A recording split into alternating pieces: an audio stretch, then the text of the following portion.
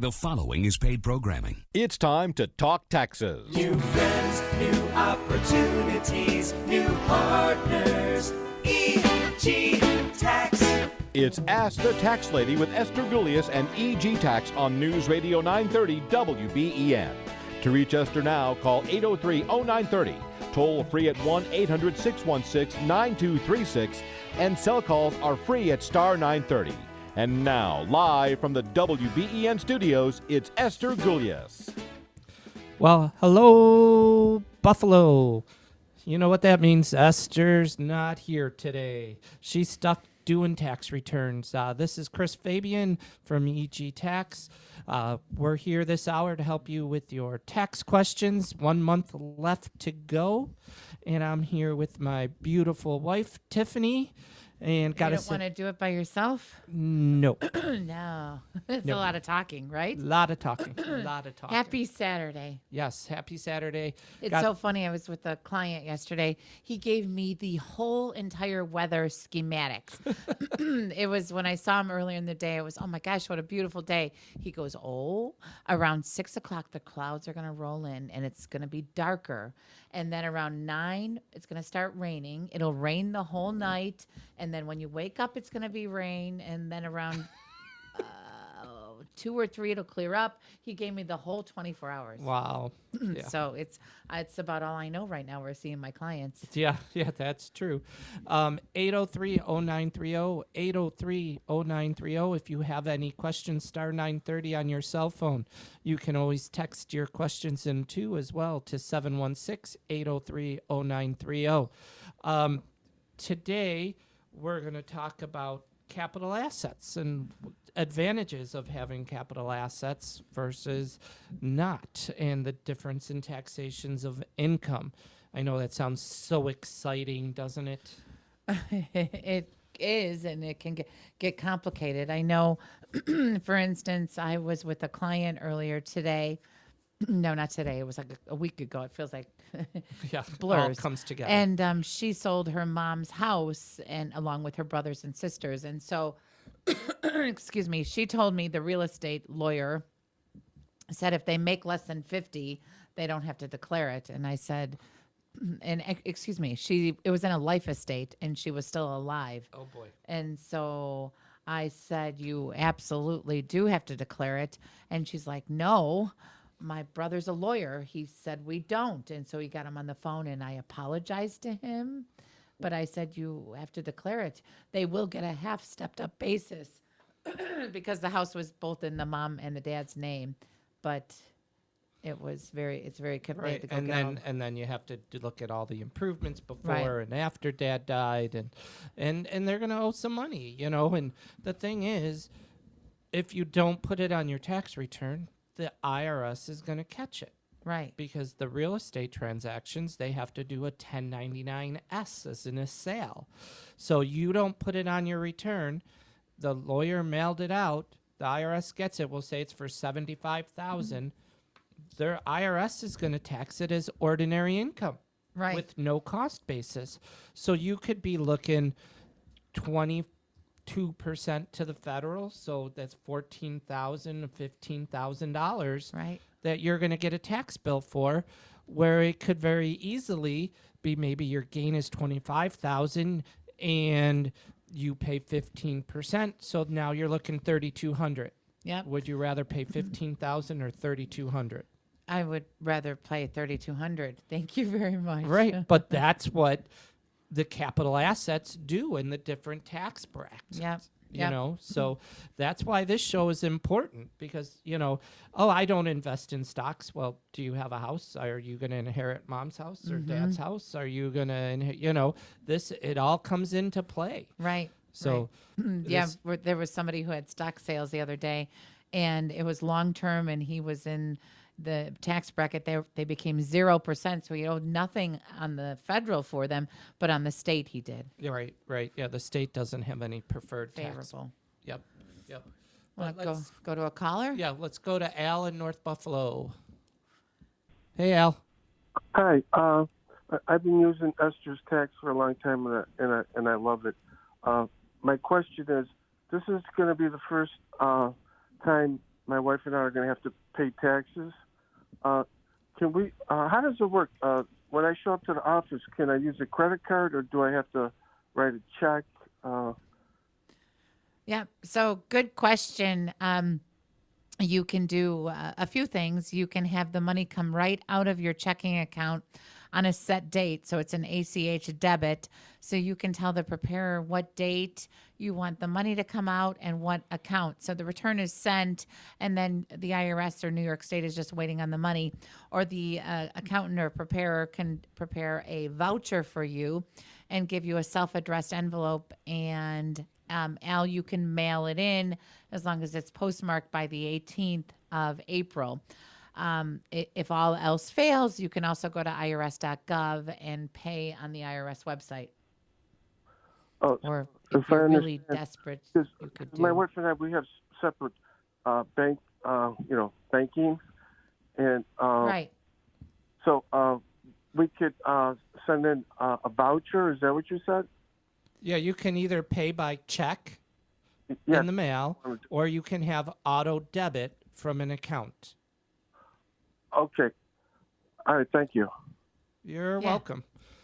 And that's everybody's concern now with payments and the IRS delayed in the mail. An auto deduct may be the best thing. I know I had a client last year mailed in their payment in April, and they were getting bills and bills and bills. And in January of this year, she got a levy notice. Oh, yeah, they've been no nonsense lately. Yes, and so they never got their check.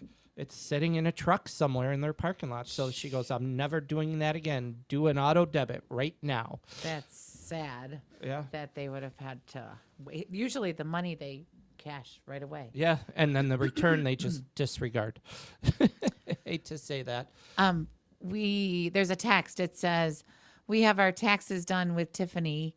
Daughter in January started working for herself, applied for New York State of Health, and they are giving us a hard time regard to the taxes they never owe. sent. No, that's somebody else. They never finished. Well, the New York State of Health, if you're looking for your health insurance, they need projected income. Right. And since she's now self-employed, they maybe say we need a Schedule C, and that magic crystal ball. You got to come up with figures what you think her income's going to be and her expenses are going to be. Right. To go off of that, unfortunately. So do your best to do a P&L. Yeah, and if you need help, you probably can call Brian Ferracci at the Financial Guys, 633-1515. Just tell him you're a client of ours, and he'll help you work it through with your daughter. Yep. So he knows the marketplace very well. So Brian Ferracci is at 633-1515. Okay, so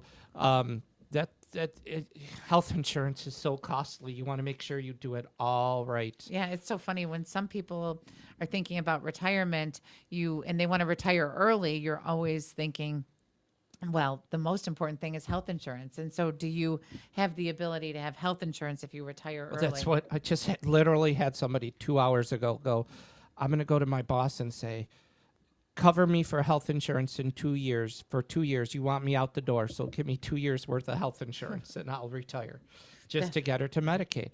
Yeah. So, I mean, it is. It's a big concern. And it's very costly depending on your income and what level of insurance you need. Yeah.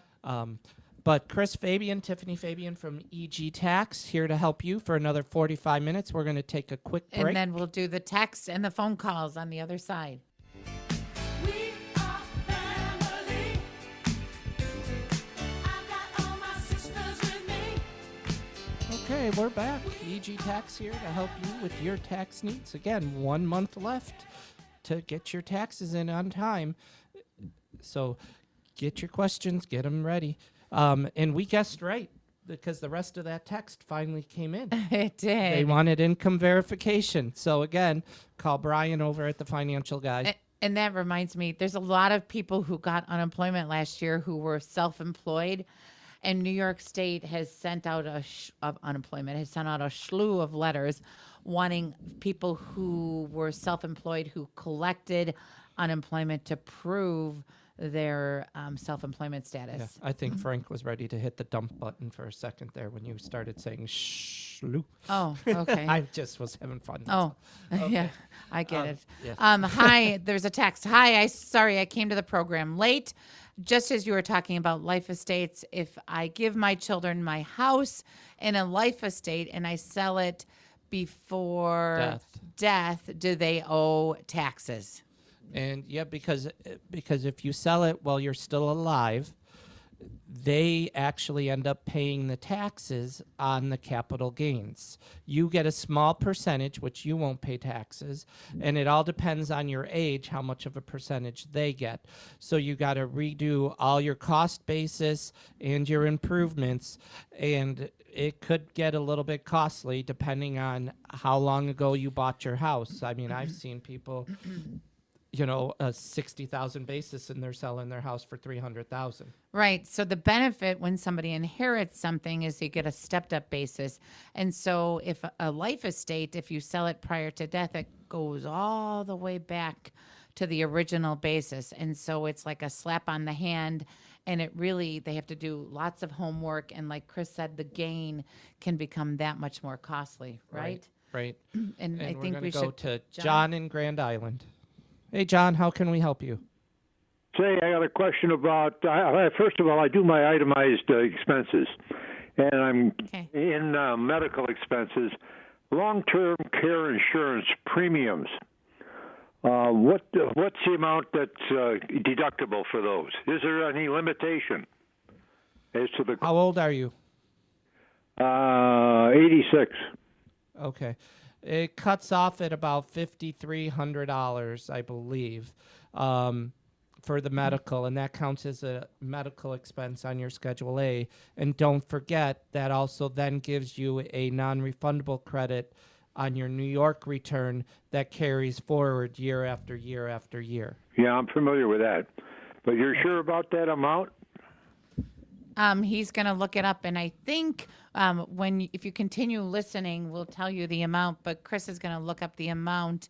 And John, if Chris doesn't say it and you don't hear, call the office at 632-7886 and ask for Tammy, and she will doggedly hunt Chris down. So 632-7886. But listen, and he's looking up the amount right now. And so, what John asks is a really good question. There's a lot of clients that itemize. And one of the things that you can itemize under medical is your long-term care insurance. And so I was just with somebody the other day. As a matter of fact, regrettably, his wife was sick and she needed home care. And so they drew from their long-term care policy. And so that money that they got from the long-term care policy, it is not taxable as long as you use it for medical purposes. However, they had a surplus of $2,700, so that became income to them on line 21. And Chris has got your answer. And I was very close, $5,640. There you go, John. So that's the limit for 71 and over, 5640. For each Want me to individual. go to a text or a phone call? Back, we'll go to Joe. Hey, Joe from Wheatfield. Yes. How can we help you, Joe? I see that for people that do not itemize, they can now deduct up to $600 for charitable contributions. Correct? That's right. Now, has that allowance been dropped from the state return? It does. Yep. New York State has decided to decouple from the federal government, and that is one of the things that is dropped off from the state. So, yes, you are 100% correct. And the standard deduction has not changed even though inflation's up 7%. No, standard deduction for 2021 did go up, and it will go up again for 2022. Well, I just went to the New York tax. Oh, New York didn't increase it. The federal government did. So you're right. New York State is very stingy with their money. Right. Okay. And now you were talking to the previous caller about long-term care insurance. Right. premiums. Some of those plans do not qualify for For the deduction. the deduction. I didn't know that, and Chris is Because looking confused I- too. Can you elaborate? Well, I don't remember the details anymore. Right. I and my wife have plans, and we can no longer deduct the premiums. Yeah, I wonder if he means the Some adjustment on the federal- state because they don't pay any state tax. It Guideline that doesn't allow it. doesn't allow it. Maybe your insurance isn't just for long-term care. It could be for something else, which No, would it- trigger. Actually, long-term care, but it does not qualify, and I don't remember the ruling. Yeah, I would have to do research on that one. You might want Joe's. to, because I lost a deduction. Yeah, if you want, Joe, why don't you call here and give your name and number to Tammy, and we'll research it and we'll give you a call back, okay? Okay, So Okay. The phone number here is 632-7886. Thank you, Joseph. There's a text and it says, hello, Chris and Tiffany. If someone does interstate with no wife but children, do they complete that year's taxes? If so, is there specific IRS paperwork needed to file? It's a small estate. Estate? If someone does an estate with no wife and children? I don't understand that one. Well, while we're processing, why don't we go to Mike in West Yeah. Seneca? Hey, Mike. Mike, are you there? Yeah, I'm there. I just wanted to clarify something. I just got the radio on, and you were talking about Yeah. payments to the IRS. I called last week over a problem, and I have to do an estimated payment for 2020-21 and do an extension. Now, how Right. am I paying that? Am I paying that? I can't pay that by check. Am I paying it from a checking account with a ACH or something? You can do an extension with an auto debit, or you can do an extension by mailing in a check. You can also go online to their portal and do an extension through the IRS's website. Yeah. Are you using a computer software to do the extension, or are you doing it all by paper? Well, I found out so good by the time they get it, they wouldn't forward a tax return, if you recall. You got so many people. They wouldn't return it because the year after was filed electronically and it was already closed, so I couldn't file or I couldn't have that extended or put to the next year. So I want to make sure they get Oh, you're talking your estimated payment, right. Yep. I want to not your extension. and then for 2021, and I'm going to have to do an extension. Right, yeah. For 2021, you got to mail in money or do the direct debit for your extension. Okay, that's a direct debit from a checking account, right? Correct. Or savings. Okay, and it should be on the form, self-explanatory. Yes. Okay, thank you. I just wanted to You're welcome, sir. Good Have a question. good one. Thank you, Mike. thank you. And there's a break. You want me to do a text before the break? No, we can take Pat. Okay. Pat from Williamsville? Yes, I have a question regarding an account adjustment notice. I received about my real property refundable tax. It's not refundable credit. It's not refundable if you don't have taxable income, I was told. Yeah, I think she's talking about her New York State Star credit. Is that what you mean? The credit that you got? Or no, you're talking about the IT 229? Yes, ITT 229. Yep, the IT 229 is a refundable It credit. should be refundable. That's where the New York State has it on their tax return as a refundable credit. Right, and I filled out all the forms, and I got an adjustment stating that it doesn't count because I have no taxable income. No, that shouldn't be. That would be. Are your taxes more than 6% of your adjusted gross income? Yes.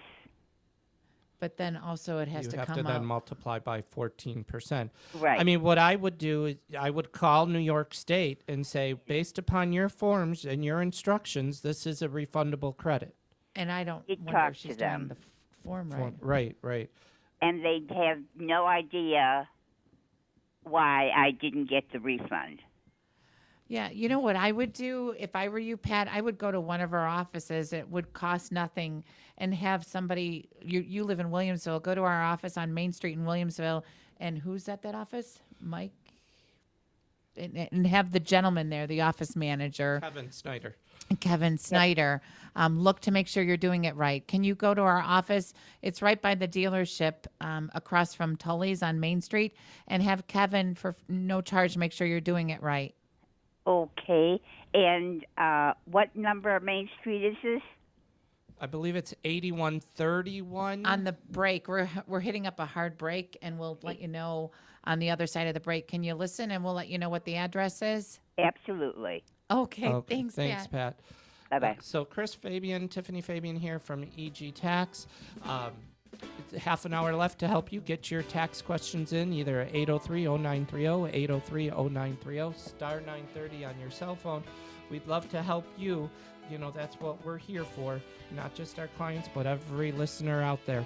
We're going to take a break for the news. We'll catch you on the other side.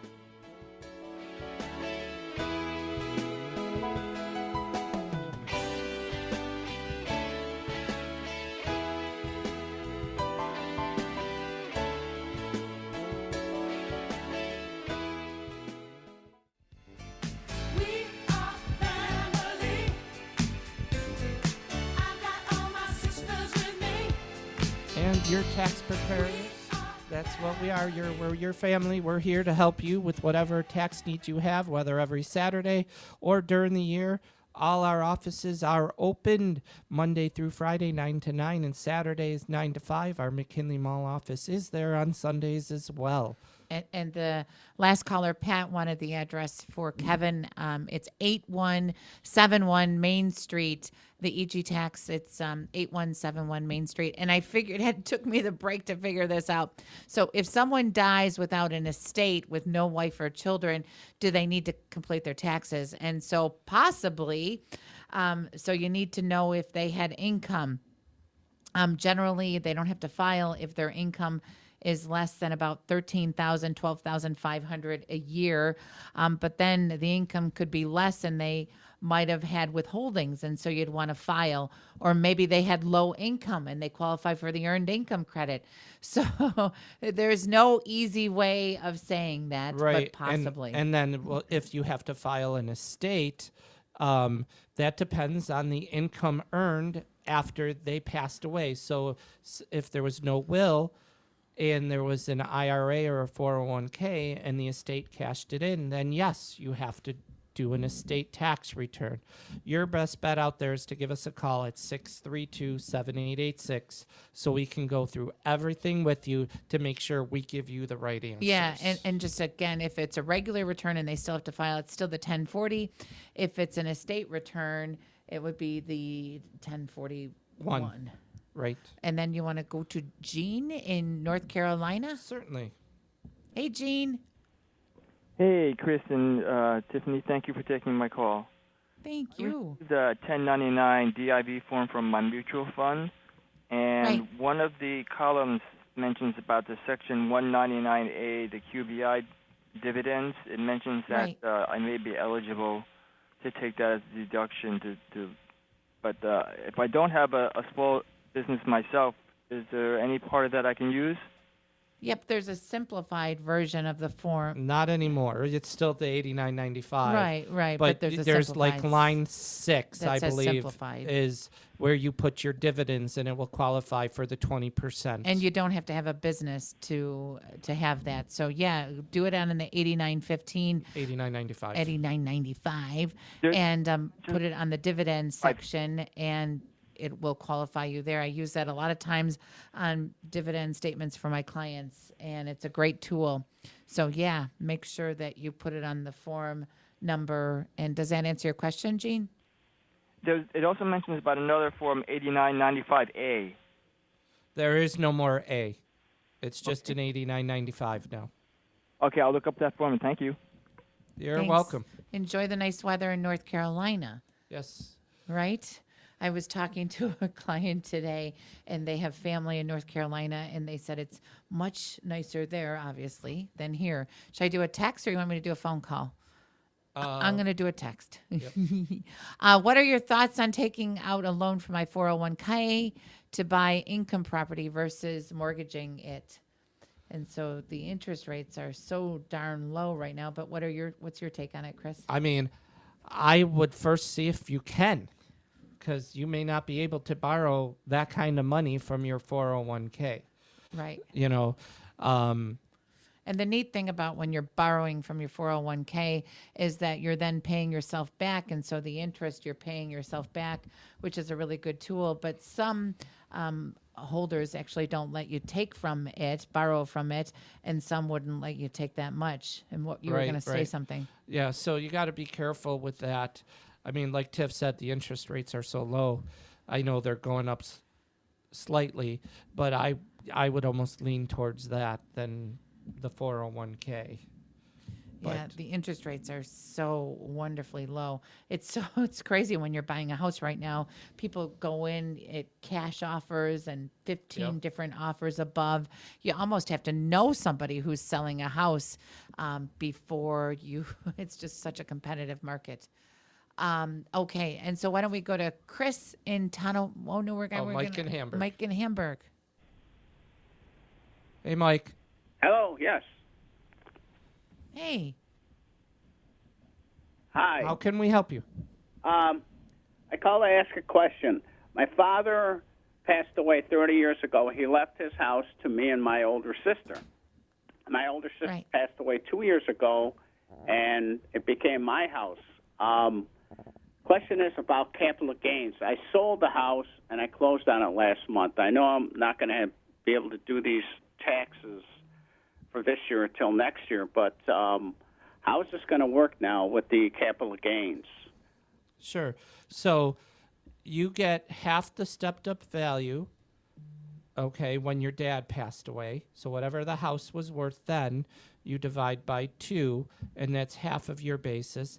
And then the other half becomes what your sister's basis, an inherited value. So whatever the house was worth 2 years ago when your sister passed away, you get half of that. So you take your original half, I know it sounds very confusing, when dad died, and half the value when your sister died. You add them together, and that becomes your cost basis. Okay, so how do I find that? Do I have to go to a real estate agent to ask them what the house is worth then? That would be the best. And then also, Zillow has a historical value on it. Do you like that, Chris? Sometimes. Yeah, so if you go to Zillow and you scroll down to the bottom, there's a bar graph, and you can move it to the date that, I'm sorry to hear your sister passed away, and you can find out what the value was on that date that your sister passed away. Okay. All right. So to do a little bit of digging. Chris has a cool chart that you've done for figuring out the basis. A picture of a house, yeah. And there's lines. But if you need help, we can help you. Not a problem, Mike. Okay. So 632-7886. And thank you very much. Got a Schedule D? Is that capital gain? Yeah, it would be a Schedule D transaction. Okay, then thank you very much. You're welcome. And we got another text. It says, "Hi, I'm wondering if a HSA or health savings account can be used to pay health insurance premiums. Thanks for your help. Love your show." And one simple answer, no.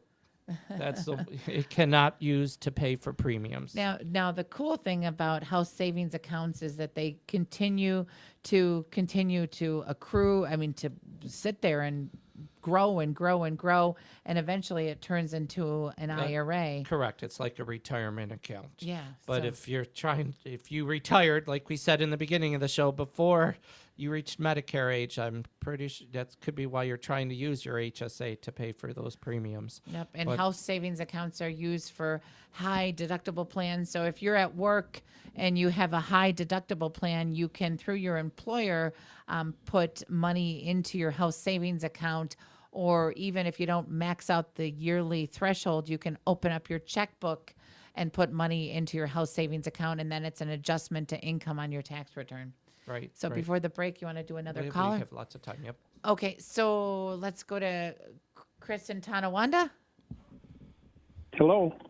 Hey, Chris. Hi. How can we help you, sir? Hi. Thanks for taking my call. I sold a rental property that I had owned for more than 30 years, so it's fully depreciated. What Right. information am I going? What information am I going to need to bring in for a sale? Sure. So bring in the closing disclosure. So when you closed on the property, bring in that disclosure. It's a long legal sheet with all the Right. transfer Expenses. taxes, all the expenses, the real estate, the lawyer fees. So bring in that disclosure form, and then the copy of the last year's return. So you have the depreciation worksheet. Right. Just because the house was depreciated, you might have a roof on there that's being depreciated, windows, siding, something like that. So Yeah. there could Yeah, still I be don't. some basis out I there. don't. There's nothing is being depreciated any longer. Okay. And then how about, was your income so high that none of the losses, did you ever have suspended losses? I don't believe so. No. Nothing that I'm aware of. So nothing I can claim.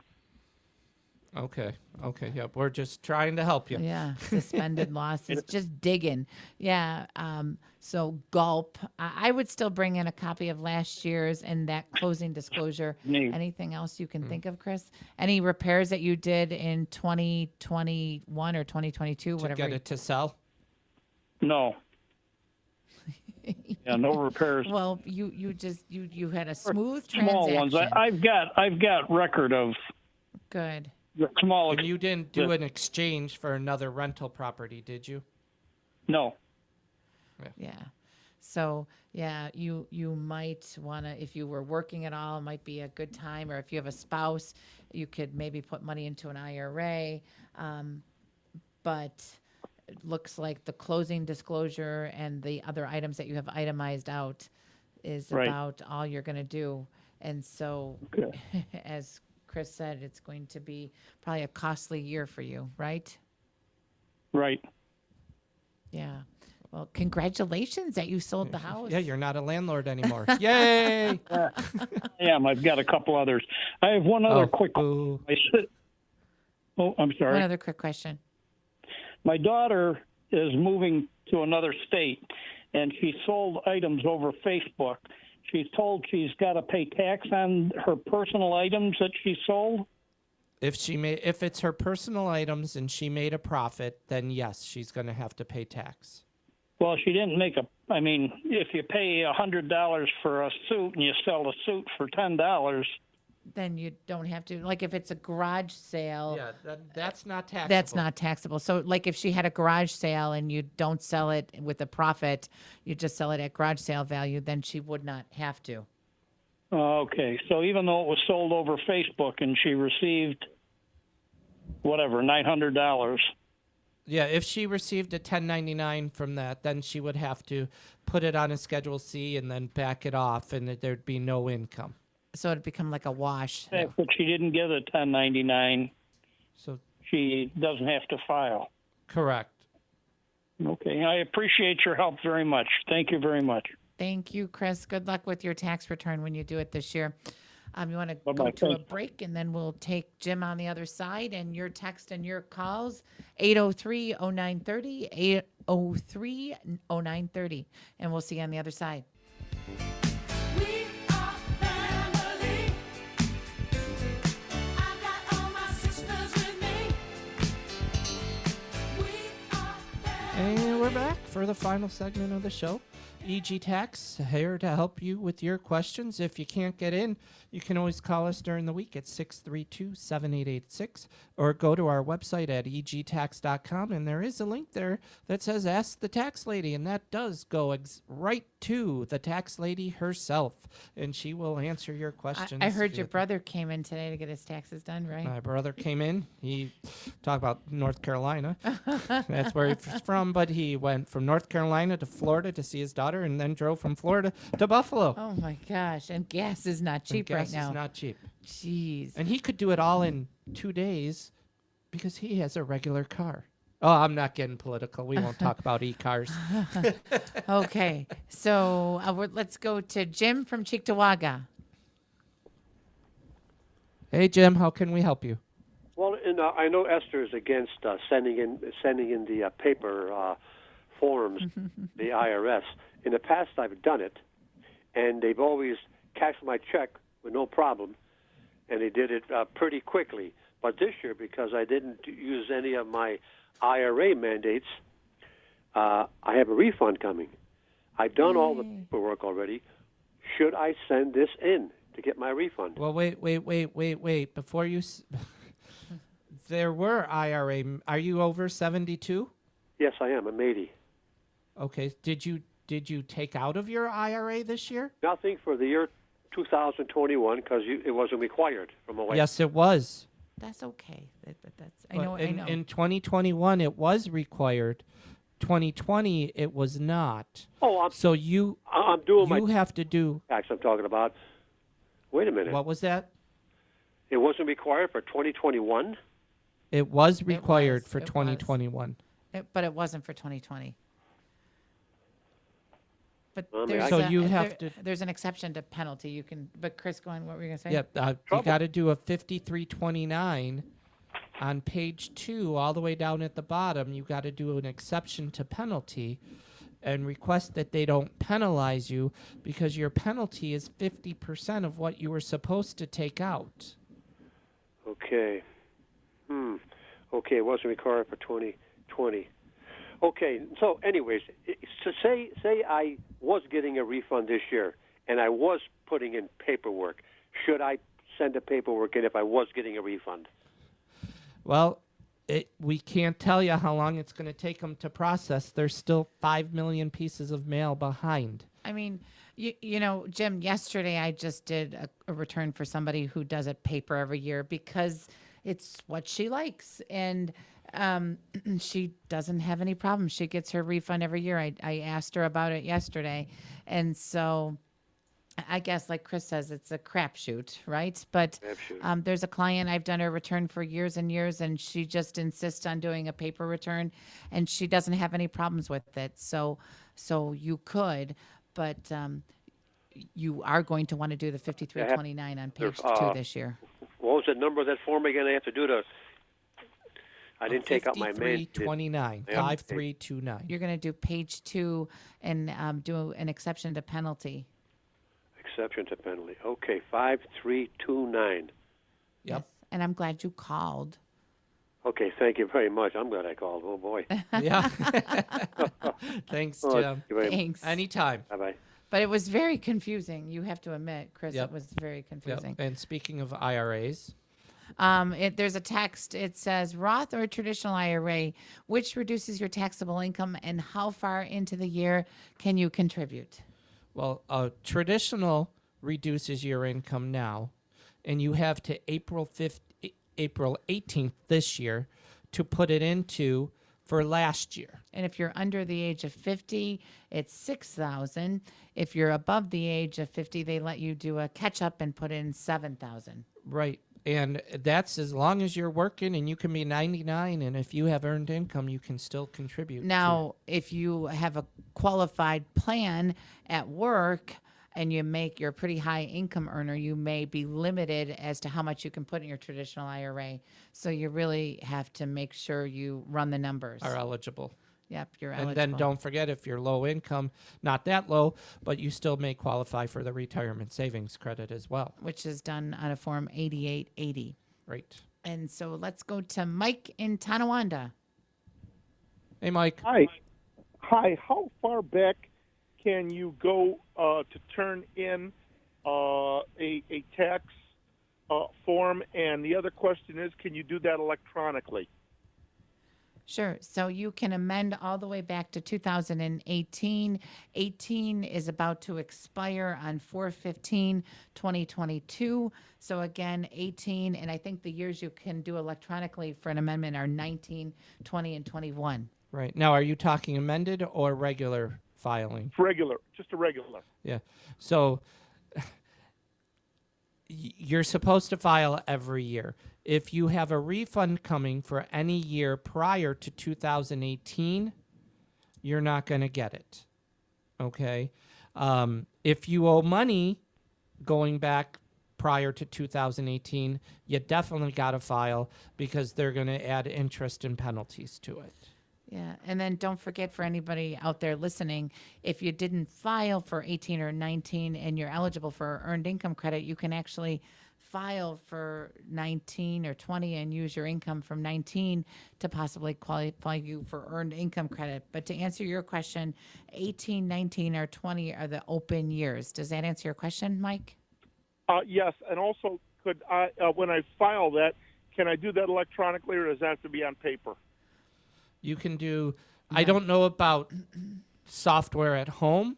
I know we can e-file 19, 20, and 21. I don't know about TurboTax or anything like that. I don't think you can. But not 18. But not 18. No, the IRS's computers do not take 18. So that has to go paper. That has to go paper. Okay. Good question. Thank you. Oh, thank you. And then I would mail that one certified. Yeah, absolutely. Yep, To make because sure you have proof of the mailing. The statute of limitations is about to sunset on that one, and so definitely do it's certified mail for the federal and the state. Yeah. I got to tell you a fun story that I did yesterday. So I was doing sort of a new client to us, and although he came to see me in the summertime, and they do married joint. But I did them married separate this year, and by pulling them apart, they had 2 kids. Her income was substantially quite a bit more than his. He got all of the back stimulus for the family, and I saved them $5,000. It was a very rewarding feeling. Yeah, yeah. I mean, and there's a lot to look at for married separate. I had one today where they got a little bit extra for the child tax credit. Yep, because that happens together too. they would only got $2,000. Where separate, the wife was entitled to the full $3,000. Yeah. So, you know, you got to look at it and see what's both ways. I love the what if. And so just talking about capital assets, another thing before we close the show, cryptocurrency is taxed as a capital asset. I have so many clients this year that have been dabbling in cryptocurrency. How about you? Yep. And it yep. goes on a Schedule D. As long as you're using it as an investment, it's a Schedule D item. And if you hold it more than a year, you get the preferred tax rate, just like a stock. You hold it short term, less than a year, it counts as ordinary income. So if you're like a day trader, but with crypto, that counts as ordinary income. Right. And, you know, you got to pay taxes on it. It's very confusing. But that's part of the capital assets selling. Qualify your dividends. You know, we got a call on that for just the 89.95 section, the 199A as it says it. But the qualified dividend section on your 1099 DIV is just as important. Because those are inside your regular dividends. It's not on top of, it's inside of it. So if your ordinary dividends say 1,000 and your qualifying dividends say 900, $100 gets taxed as ordinary income, and $900 gets taxed as a capital asset, which means you get the reduced tax rate. Yep, and then don't forget on your K1s for your partnerships and your S corps, there might be a place for the 199A. That's also a QBI deduction, and so that's something you're going to look for on your K1. It's going to flow over to your personal return, not only the income but also the potential QBI. Sometimes I'll see K1s that are done at another firm, and I feel like they should have a 199A on them, but they don't. So they'll bring them back to their CPA or their accountant, and they'll readjust and make modifications for that. Right. And also on your 1099 DIV, there could be a foreign tax paid. And that we see that a lot. 116, and 1116. for that, that's a dollar for dollar credit against your U.S. taxes. So you would use form like Tiff said at an 1116. And actually, if you're single, and your tax that you pay to different country is under $300 or married joint and it's under $600, you don't need to use the Form 1116. You can just plug it right on the line. And again, that's a dollar for dollar. So if you paid $75 to Canada, we'll say through an investment, that just saved you $75 on your U.S. return. Yep. And don't forget, your loss is limited to $3,000 a year. So there's so many people. There's a handful of brand new clients I do. I did a brand new person who was referred to me, and she had some stock sales, and I asked her to bring in a copy of her last year's return. Excuse me, and there's a loss carry forward of around $9,000. So don't forget to also carry forward losses that are on prior years so that you can take advantage of it in this year too. Right, right. You know, and with the caller about selling on Facebook or even eBay, again, that goes back to selling. If you're making money, so if you have a game of life going back to 1965, right, and you sold it for $200, that you have to pay tax on. And then also there is a person that I do, he's a retired lawyer, and he has an investment that he says the guy did a Ponzi scheme on. And so that's a worthless investment. It's no longer worth anything. You can't take advantage of that worthless entity until it's litigated. And so once it's fully litigated and it's settled that, yes, this is a worthless entity, it is a Ponzi scheme, then you would put it on a Schedule D, and the basis would be zero. Right. And so you'd have, another thing, speaking of worthless, would be there could be businesses that closed that you were invested in, that you had stock in. If that happens and the stock becomes worthless, that's a stock sale.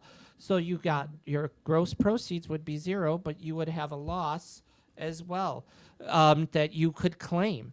And that could help you. Like, it's a $3,000 per year, but if you lost $20,000, that's a $3,000 write-off this year. And for the next 6 years, you'll have another $3,000 write-off. So, yeah. I mean, these are all little tricks to help you guys out, to help you save money on your taxes. But I'm Chris Fabian with Tiffany Fabian from EG Tax. Call us during the week at 632-7886, 632-7886. Go to our website at egtax.com. We're here to help. Until next weekend, we'll see you then. Bye-bye.